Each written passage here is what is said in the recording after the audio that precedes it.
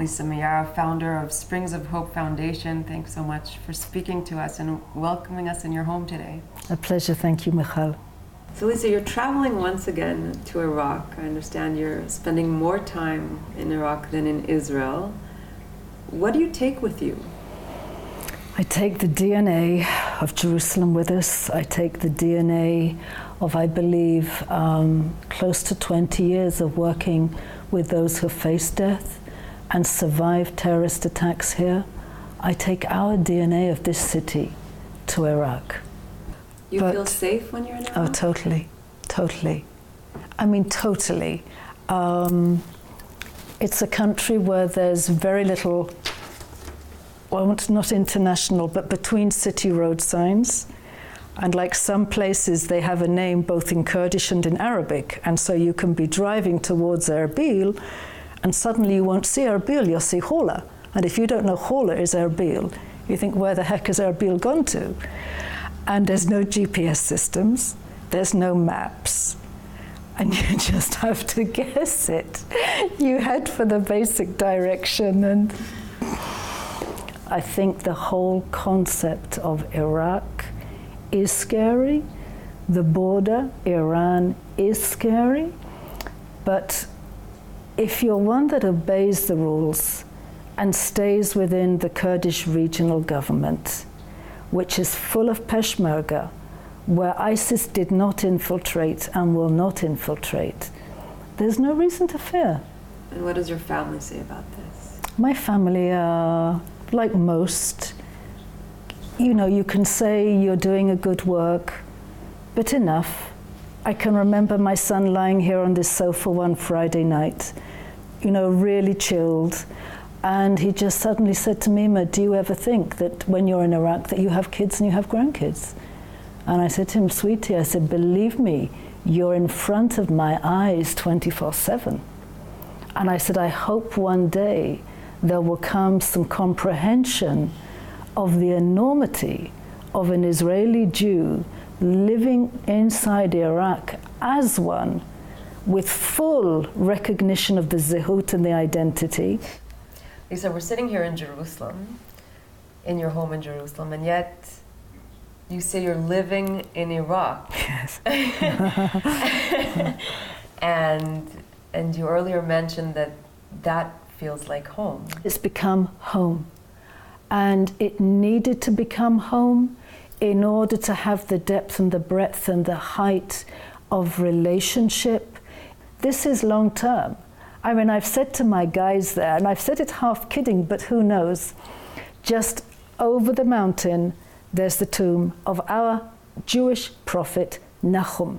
Just an hour's drive away in another direction, there's Amedi, where there's a Jewish graveyard for one person. For one person, it's that tiny. But a Jewish community used to live there. And I've said to my guys, if ever I die here, please dump me my bones either in Amedi or in Nahum. I don't want to go back to Israel. And I said it one day to some friends here. I said, in case anything ever happens, please don't let my kids waste money bringing my body back here to stick it in a piece of ground here. There's my home. I want to live with these people, and I want to die with these people. Some time has passed since Enrique shot the documentary, and we saw a few of the Yazidi women that were freed. What's the situation like now? The situation is basically still the same. It's to be there for the long haul. I think what is different is that I'm seeing and meeting, and over periods of time where relationship is really built through establishment of programs, for example, a sewing factory, a video therapy program for kids who've come out of Daesh, and also just for the continuity of doing life there, of being willing to be in the tents at 50 degrees in the summer and in -10 in the winter with all the mud, and have setting up a base. I think there's trust and relationship that is now enabling them to feel confident with us and to release their stories. I'm seeing more and more of the breaking of the lives of these kids. One of our kids who I knew had not been radicalized, he's only about 5 years old, but his story finally came out. And the story was that in this place where they were being held captive, where there were several Yazidi women and kids, there were some young Yazidi kids crying, like baby toddlers age. And some of the captors took these kids and bashed them on the floor until they killed them. So is anything different? Yes, they're talking. They're talking now. And I just can't deal with the apathy of the West, and I can't deal with the silence of the West.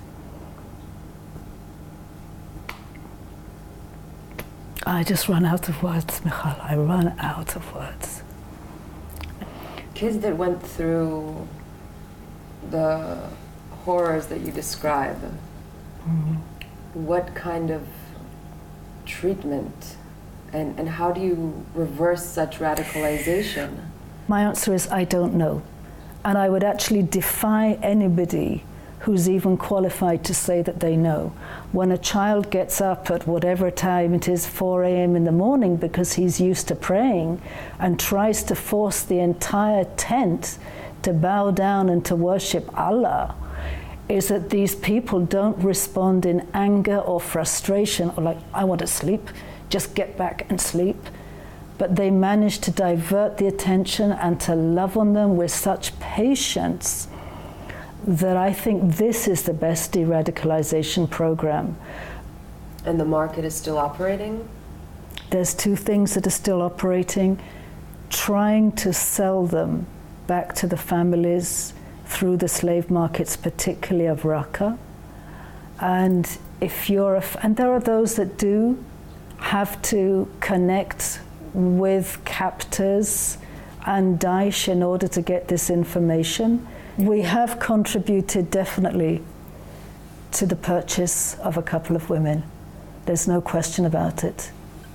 One, I had no idea we were doing that. The second one, I did know. And it was one of those decisions. She'd been sold 14, 15 times. And I broke. I broke when I saw her family, like her extended family. But we can't do it. We can't do it. We don't operate inside the slave markets now. If I was a philanthropist and I had the money, for goodness sake, let's put $3-4 million down and buy all these women out and get them back home. For goodness sake. I wish somebody like that would stand up. End the agony, because you walk around in the camps and you're living under the shadow of death the whole time. You revealed who you are. Why did you do it? Wow, I debated quite a while concerning making a stand that I'm Jewish and that I'm Israeli on a public. I had let it be known in governmental meetings and in private meetings. I felt and I feel that being Israeli is key to us being there. There is an honor for Israel, there's a respect, both amongst the Yazidi people and amongst the Kurds. They see the historical parallels. They see the governmental and strategic and military parallels. And I also knew that I would never be able to live there and to be who I am if I'm hiding who I am. And it was in a sense like testing the waters to see what would happen.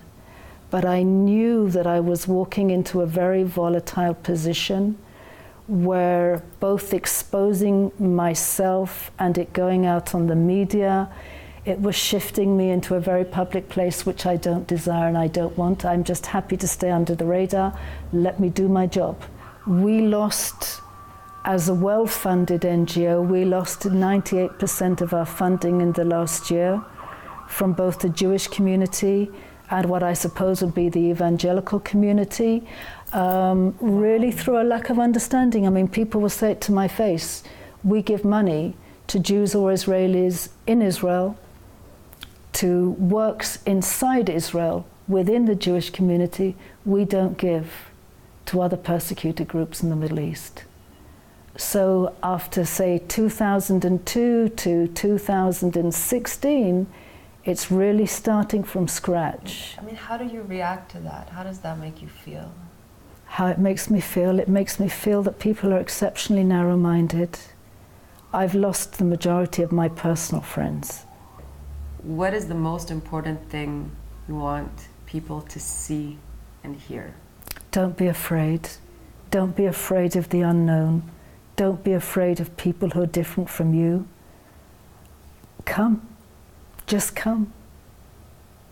Your lives will be changed. And I think it's a win-win, but I think it's us who are winning more. So 10 years from now, how do you see the Yazidi community? Sadly, I see the majority of them exactly as they are. 400,000 people living in tents with no hope.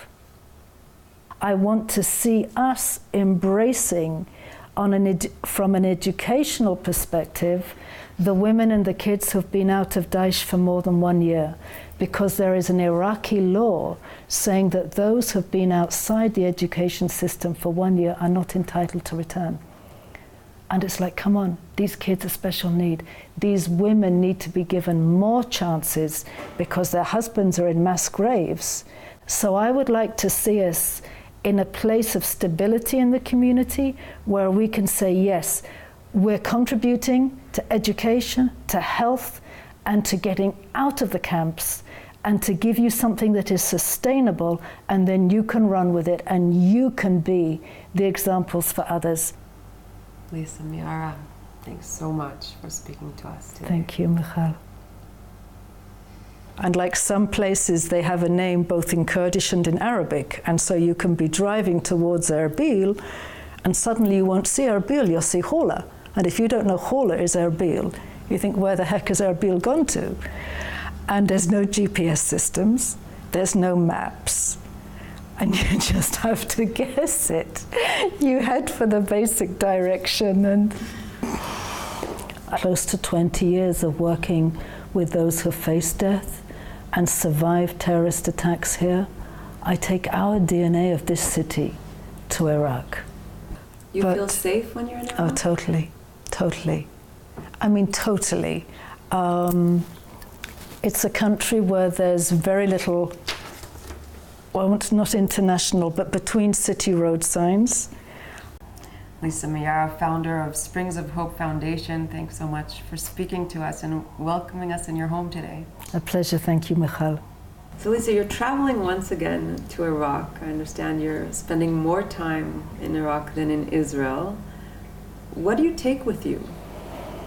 I take the DNA of Jerusalem with us. I take the DNA of, I believe... what does your family say about this? My family are like most.